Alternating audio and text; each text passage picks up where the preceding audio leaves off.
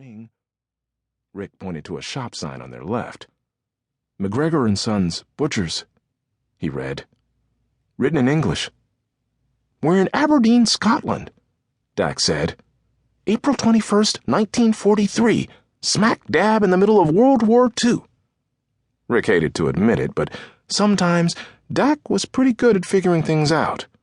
He started to say so, then stopped when he looked over. What? Dak had his nose buried in a half-crumpled newspaper. Even from here, Rick could see its name. The Aberdeen Press and Journal. No doubt, the date was printed somewhere right below it. Yeah, you're a regular Sherlock Holmes, Rick said. If you mean that I'm good at gathering clues for my brilliant deductions, then I take that as a compliment.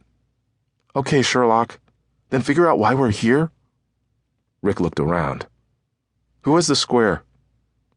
With one hand still on the newspaper, Dak reached into his pants and pulled out the electronic tablet, then held it out for Rick. You know. Rick had never understood why the kid had to carry it in his pants. I'll take it, Sera said, stretching out her hand. It's been acting funny ever since I had to take it apart in Baghdad, so I'll probably have to tinker with it anyway. The three of them huddled beneath a streetlight, and Sera powered on the device. The screen was slower to come on than usual, which worried Rick. Even in the 20th century, technology was still very basic.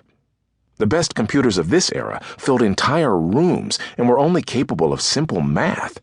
Where were they supposed to get another square if this one failed? He knew the answer to that.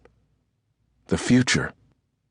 In fact, the historians had already told them they would have to return to the future for a new square before they could fix the prime break that had started it all. But Rick wanted to put off that trip as long as possible.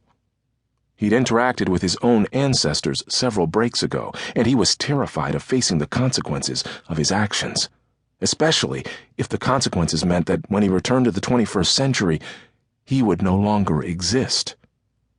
Sera pounded on one side of the device, and words faded onto the screen. One word, actually, and she leaned in to see it better. It must be broken, she said. We only have one piece of the code. What's the word? Rick asked. She shrugged. Run? Rick folded his arms, wondering what sort of clue could be embedded in that word. Run? Yeah, that could mean anything. On this date in Aberdeen, that means only one thing, Dak said. Run! He bolted down the street with Rick and Sera on his heels. They hadn't gotten far before Rick detected the faint buzz of engines coming toward them. Airplane engines, and plenty of them. Bombers! Rick cried. Dak paused long enough to turn around. There was fear in his eyes, and Rick couldn't help but follow his gaze. Silhouetted against the night sky were the forms of several planes flying low enough that the black Nazi swastika was clearly visible, outlined in white on their tails. A shudder went through him just to look at it. It sounds like people are screaming, Sera said, covering her ears to block out the horrible noise. Those are sirens on the planes, Dak said. It's psychological warfare meant to scare people.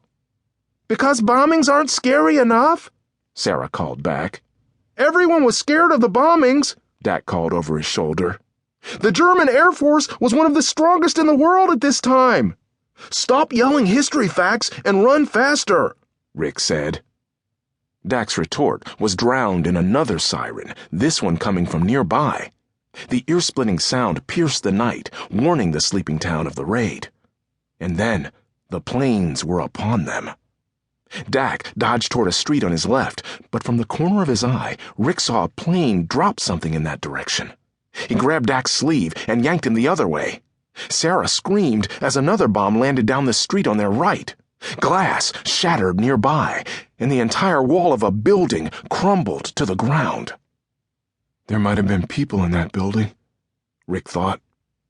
Come on! Sera made a run for a church straight ahead of them. No! Dak shouted. No, I've seen pictures of that exact church. Afterward. Other people were swarming into the streets by then.